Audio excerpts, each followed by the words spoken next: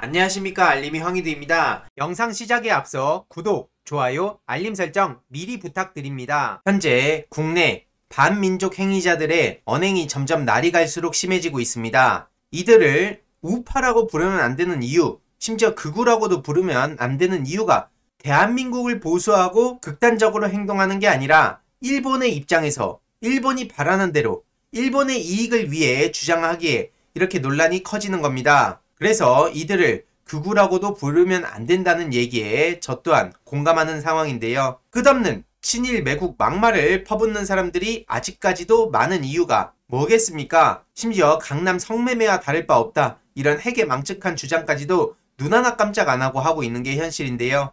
미디어워치 편집장은 일본군 성노예 피해자, 한마디로 위안부 피해자들을 군 대상으로 하는 매춘부라며 강남 성매매에 빗대기도 했습니다. 그러면서 위안부 문제는 일본 우익 얘기가 전적으로 맞다고 생각한다며 할머니들의 말씀을 믿을 수 없다, 이런 입장을 보이고 있는데, 실제로 네티즌들도 저 사람들을 극우라고 표현해서는 안 된다, 친일파라고 꼭 집어 표현해라, 친일파도 친일파지만 반민족 행위자, 이런 얘기가 더 정확하다, 이런 의견도 많이 있는데요. 중요한 건 저들이 보수 우파라고 하는 건 터무니도 없는 거고요. 대한민국의 이익, 민족의 이익이 아니라 일본의 이익을 앞세우는 사람이 어떻게 보수주의자라고 불립니까? 류석춘은 아직도 연세대 교수로 있는데 해임해라, 이런 얘기가 나올 수밖에 없는 것이죠. 실제로 류석춘 씨는 과거에 자유한국당 혁신위원장이기도 했었죠. 이에 대해서 네티즌들도 비판을 하고 있는 거고요.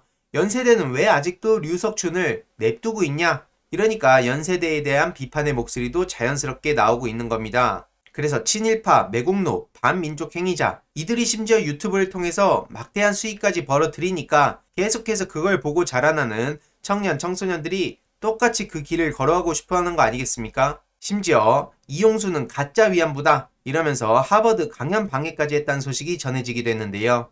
하버드가 이용수라는 사람을 초청해서 위안부 역사 부정 뒤집기라는 행사를 여는 것으로 알고 있다. 이게 도대체 말이 되는 겁니까? 그런데 하버드 측을 공격을 해서 이용수 할머니를 못 부르게, 한마디로 일본군 성노예 피해자 할머니들의 이야기를 못 듣게 하려고 저러는 거 아니겠습니까? 진짜 이걸 보고 험한 말이 안 나올 수가 없는데요. 횡설수설이라 그러고 일본군 위안부가 아니라 그러고, 보수주의자들도 저들이 보수의 탈을 쓰고 있는 것에 대해서 더 분노하고 있습니다. 왜냐하면 멀쩡한 보수 자체가 저들에 의해서 굉장히 안 좋은 이미지를 가지게 된 거고요. 실제로 초창기에 주호영 씨가 원내대표가 됐을 때 광주에 5.18 사과하러 간다 하고, 그러다가 저쪽에서 위장우파 소리 듣고, 그래서 점점 더 지금 저런 친일 매국 세력들과 비슷한 얘기를 다시 하게 된 거 아니겠습니까? 나경원의 뒤를 그대로 따라가는 이유가 뭐겠습니까? 저런 유튜버들을 제1야당이 털어내지 못하면 결국에 저들은 무너질 수밖에 없는 게 현실이라고 저는 생각합니다.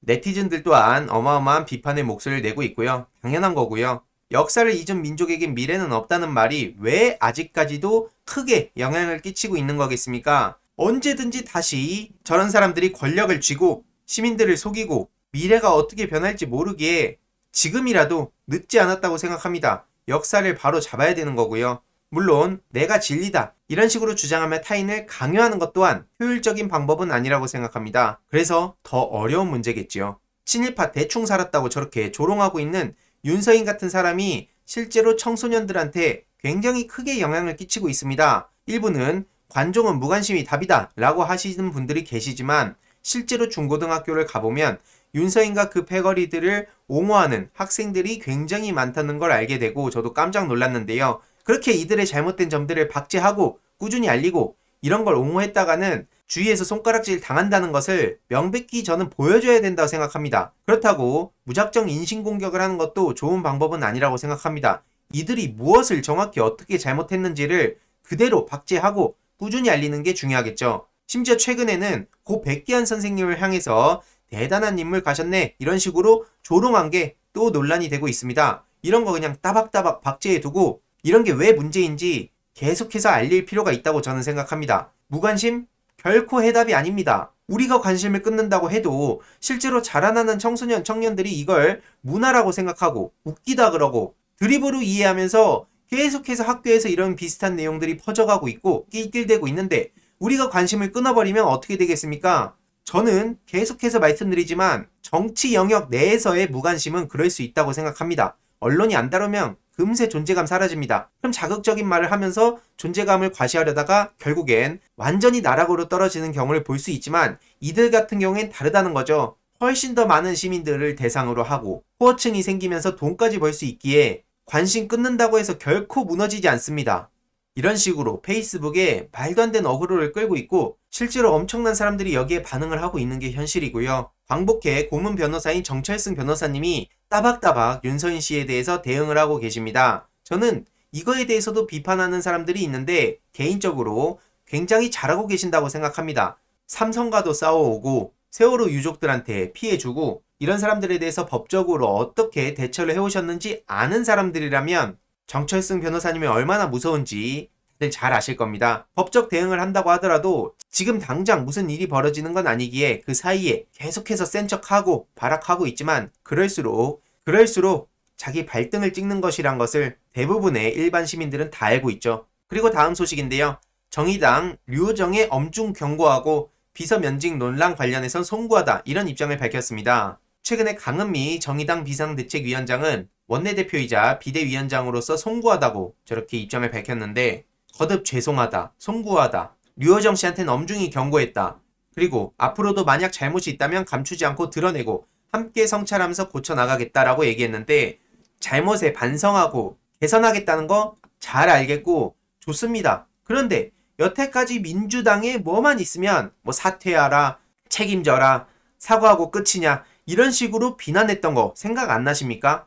실제로 게다가 유호정 의원은 부당해고가 아니라면서 명백한 해당 행위라고 하고 당원을 법적 대응하겠다고 하고 만약에 이게 민주당 일이었다면 분명히 2차 가해라고 얼마나 또 엄플했겠습니까? 그런데 본인들 내부에서 이런 일이 터지니까 죄송하다, 앞으로 고쳐가겠다 이러니까 많은 시민들이 비판을 하는 겁니다. 실제로 네티즌들 또한 사퇴하라, 불필요한 인물이다, 국민의 혈세만 낭비한다, 세상 물정 모르는 사람이 갑질에 횡포에 나쁜 것만 배웠다 이런 비판의 목소리가 왜 나오는지를 진지하게 성찰해야 된다고 생각하는데 이미 많은 시민들은 오늘날 정의당에 더 이상의 믿음도 가지지 않는 것 같습니다. 아무쪼록 한때 정의당을 적극적으로 응원하고 많은 기대를 갖고 있었던 사람으로서 굉장히 아쉬우면서 실망스럽다는 말씀을 전해드릴 수밖에 없는 것 같습니다. 과연 저만 이렇게 생각하는 걸까요?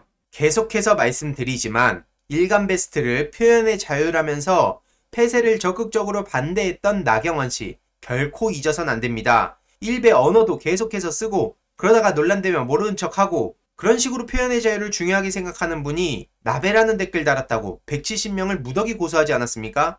제가 돈 없는 인신 공격하고 자녀들 비방하고 그런 거에 대해서 법적 대응했다면 충분히 이해합니다. 그리고 일베를 표현의 자유라면서 적극적으로 막지 않았더라면 이해합니다.